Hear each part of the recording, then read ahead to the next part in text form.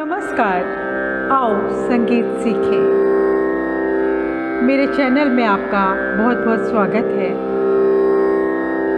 पिछले ट्यूटोरियल में मैंने आपको सप्तक के बारे में बताया, स्वर के बारे में बताया, शुद्ध विकृत दोनों स्वरों के बारे में बताया, ताल के बारे में भी बताया, अलंकार भी बताए।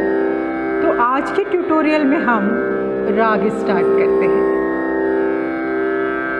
राग शुरू करने से पहले राग के बारे में जानना बहुत ज़रूरी है कि राग आखिर है क्या।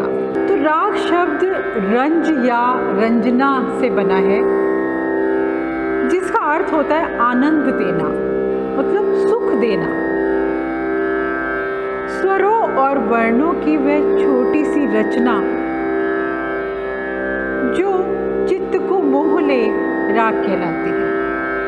अब स्वर और वर्ण क्या होते हैं? स्वर सारे गामा पा धा नी, ये स्वर हैं, और वर्ण हमारे लिरिक्स जो पोइट्री होती है उसको वर्ण कहते हैं। तो जब लिरिक्स और स्वर दोनों मिलके जो रचना बनती है, उससे लोगों को बहुत सुख मिलता है।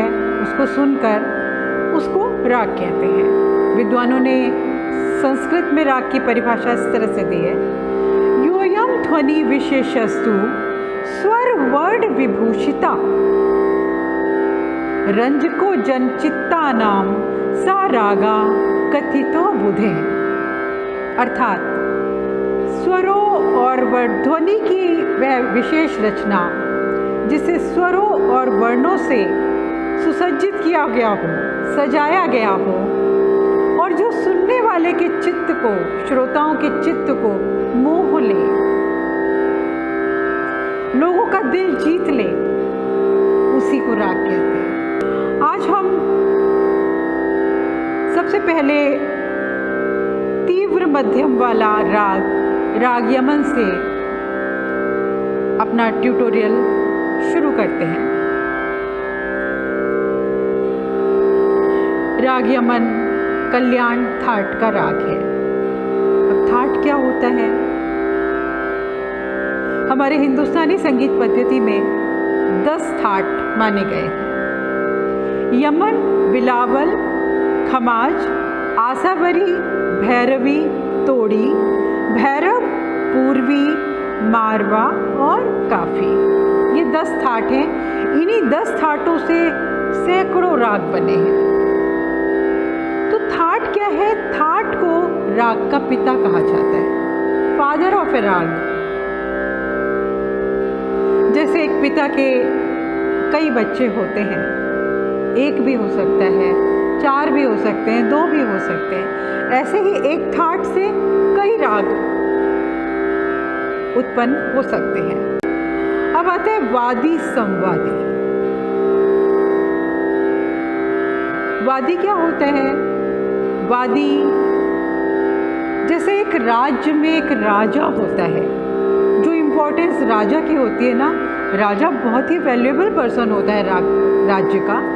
ऐसे ही एक राग में वादी स्वर राजा जैसा होता है, उसका बार बार प्रयोग किया जाता है, वो राग में बार बार आता है। जिस स्वर का बार बार राग में प्रयोग किया जाता है उसको वादी स्वर कहते हैं। इसको राजा की उपमा दी गई है। उसके बाद सेकंड जो इम्पोर्टेंट स्वर है उसको संवादी स्वर कहते हैं। संवादी स्वर क्या होता है? इसकी इम्पोर्टेंस वादी स्वर से कम होती है, लेकिन और स्वरों से ज़्यादा होती है। जैसे किसी राज्य में राजा के बाद दूसरा नंबर उसके मंत्री का आता है, वैसे ही किसी राग में वादी के बाद संवादी का स्थान होता है। तो यमन राग का वादी स्वर गंधार यानी गा और संवादी स्वर निषाद यानी नी होता है। बार बार ये राग में प्रयोग किए जाते हैं। उसके बाद आता है इसकी जाति। रागों की जातियां भी होती हैं। तो रागों में 3 तरह की जातियां होती हैं, संपूर्ण जाति, षाडव जाति और औडव जाति। राग यमन संपूर्ण जाति का राग है। अब संपूर्ण जाति क्या होती है? संपूर्ण मतलब कंप्लीट, पूर्ण, पूरा जिसको कहेंगे। पूरा कैसे? जिसमें सातों स्वर लगते हैं। 7 ही स्वर तो होते हैं ना संगीत में, तो जब सातों स्वर लगते हैं तो उसको संपूर्ण जाति कहते हैं। जैसे सा रे गा मा पा धा नी, ये 7 स्वर है, तो ये संपूर्ण जाति हो गई। इसके बाद आती है षाडव। जिन रागों में 6 स्वर लगते हैं, जैसे इसमें से हमने कोई एक स्वर कम कर दिया, सा गा मा पा धा नी सा, हमने रे को छोड़ दिया, तो ये 6 स्वर हो गए। सा गा मा पा धा नी, 6 स्वर हो गए। ये 6 स्वर वाला राग षाडव जाति का राग हुआ। इसके बाद एक जाति और बची, औडव जाति। इसमें 5 स्वरों का प्रयोग होता है, जैसे सा रे मा पा धा सा, सा रे मा पा, सा रे गा को छोड़ दिया, सा रे मा पा धा सा, अब फिर हमने नी को छोड़ दिया, तो गा और नी को हमने छोड़ दिया, तो ये 5 स्वर बचे।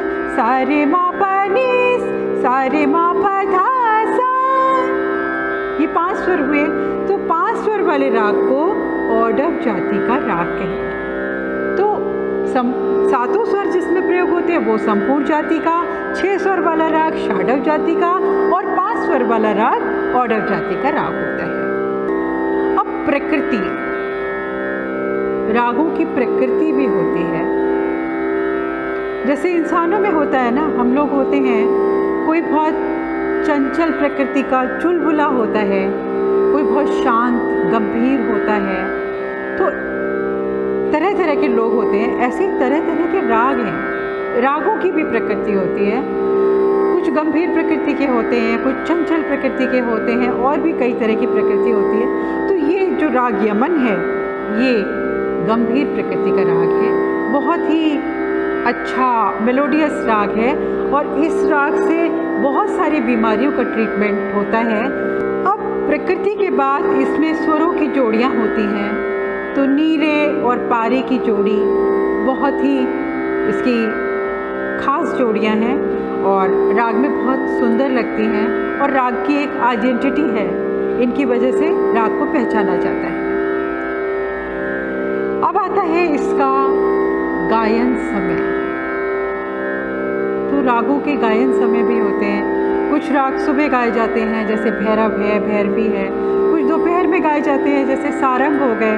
कुछ शाम को गाए जाते हैं, जैसे ललित है, पूरिया है। कुछ रात में गाए जाते हैं। अब इसका गायन समय है रात्रि का प्रथम प्रहर। रात्रि का प्रथम प्रहर कब से शुरू होता है? तो ये 6 बजे से 9 बजे के बीच किसी टाइम गाया जाता है। तो आप इस राग को सीख कर किसी भी प्रोग्राम, क्योंकि 6 और 9 के बीच में ही ज़्यादातर प्रोग्राम होते हैं, इस राग को आप अच्छे से सीख कर किसी भी प्रोग्राम में परफॉर्म कर सकते हैं। तो अब इसका आरोह अवरोह पकड़ देखते हैं। आरोह क्या होता है? असेंडिंग ऑर्डर, स्वरों का चढ़ता हुआ क्रम। जैसे सीढ़ी पे हम 1 2 3 4 चढ़ते हैं, जैसे सा रे गा मा पा धा नी, ये हो गया आरोह। फिर सा नी धा पा मा गा रे सा, ये हो गया अवरोह। Ascending order, descending order.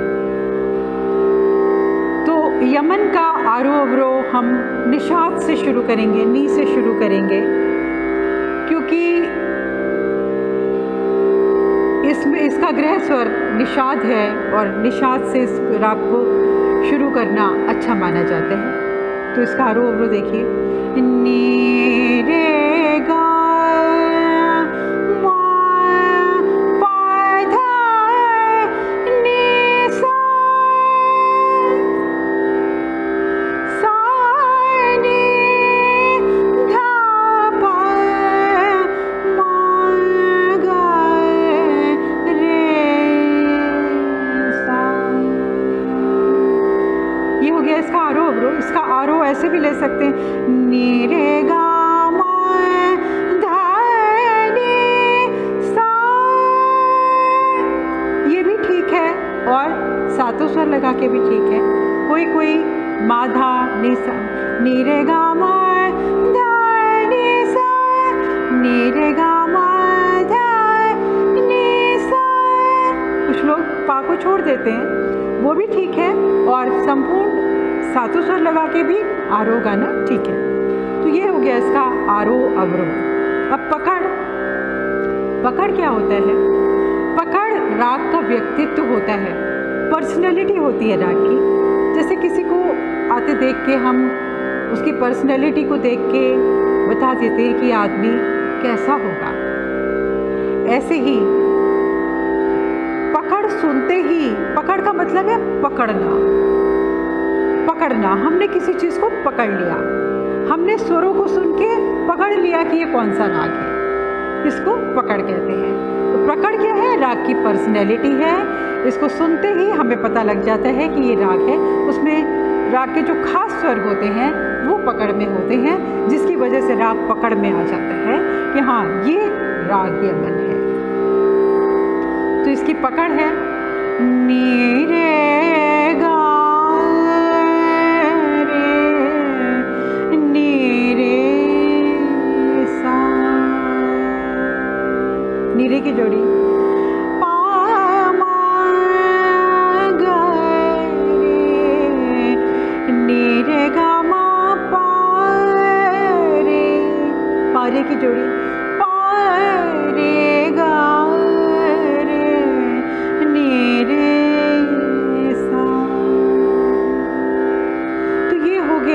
राग यमन का आरोह अवरोह और पकड़। इसके कुछ संप्रकृति राग भी हैं जो इससे मिलते जुलते राग हैं, जैसे यमन कल्याण है, श्याम कल्याण है, पूरिया कल्याण है, शुद्ध कल्याण है। यमन कल्याण बहुत मिलता जुलता है। कुछ लोग यमन और यमन कल्याण एक ही बताते हैं, लेकिन ये दोनों राग अलग हैं। राग यमन में तीव्र मध्यम लगता है, यमन कल्याण में दोनों मध्यम लगते हैं। जैसे राग यमन में हम लगाएंगे नी रे गा मा पा पा मा गा रे नी रे सा।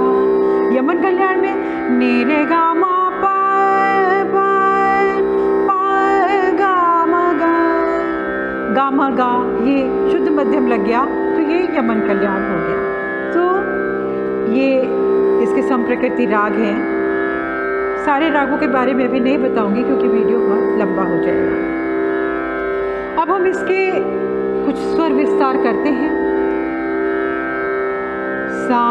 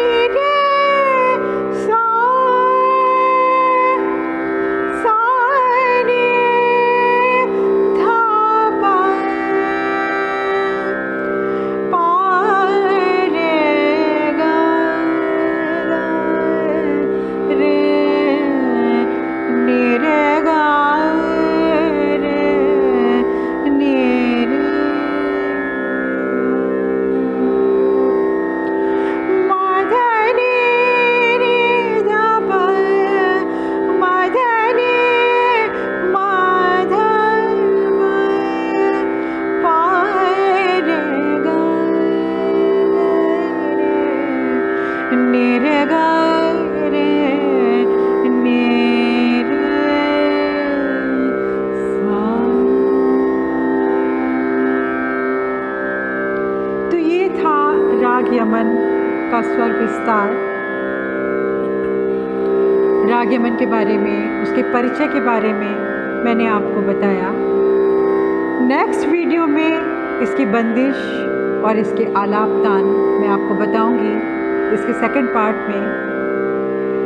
मुझे उम्मीद है आपको आज का ये राग यमन का परिचय और इसके बारे में सब कुछ आपको समझ में आया होगा, उसका आरोह अवरोह पकड़ समझ में आया होगा, उसमें कैसे स्वर लगाते हैं, स्वर विस्तार आपको समझ में आया होगा।